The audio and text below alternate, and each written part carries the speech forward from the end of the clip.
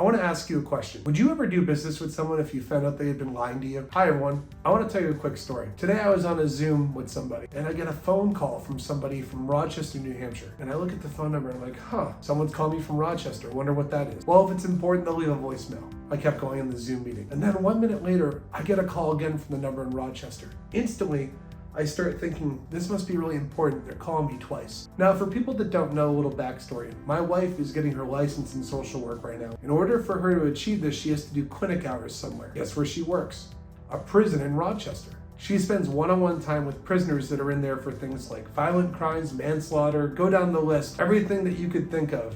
And she does one-on-one sessions with these people. One of the other rules of the prison is she's not allowed to have her cell phone on her, so she can't get in contact with me throughout the day. So when I see this number calling me from Rochester, I'm thinking the worst thing possible. What if someone attacked her? What if something happened? Just the other day, she told me there was a lockdown in the prison because 2 prisoners got in a fight with chairs. As much as it would have been interesting to watch that Royal Rumble, hopefully everyone's okay from it, that makes me nervous about my wife. So the call comes in, I tell the person in the Zoom, listen, I gotta take this really quick, I just gotta make sure it's not an emergency. And I answered the phone. And what I hear is, hey, is this Ryan? And I said, yeah, what's going on? My mind's racing thinking, what could have possibly went wrong? The person then says, hey Ryan, I'm blah, blah, blah from Redacted. I wanted to see if you have 5 minutes to chat. Now, I've answered tons of cold calls and cold emails over the years because I used to be someone that did that. And I'm not saying that there's any problem with someone doing prospecting, but there were 2 things that really bothered me. The person called me twice. They did a double tap.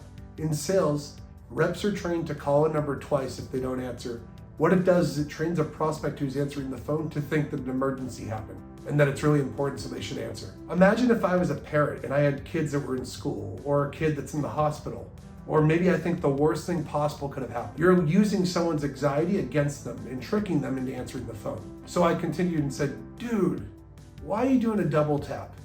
Don't you realize that you're hurting a relationship between buyers and sellers? The rep could have said, I'm sorry, I didn't mean to be inappropriate. And they said, well, some people like getting double tapped. I don't know anybody in the world that likes to get tricked. So I then said, look, it's all right. I'm sorry, I'm being a jerk. I'm just anxious because my wife works at a prison, all this stuff, blah, blah, blah, blah, blah. And I said, where are you calling from today? You're calling from Rochester? Oh no, I live in Michigan. This rep had bought a local dialing service through their sales engagement platform that allows them to trick a prospect into thinking that it's a local number. Guess who's calling from local numbers?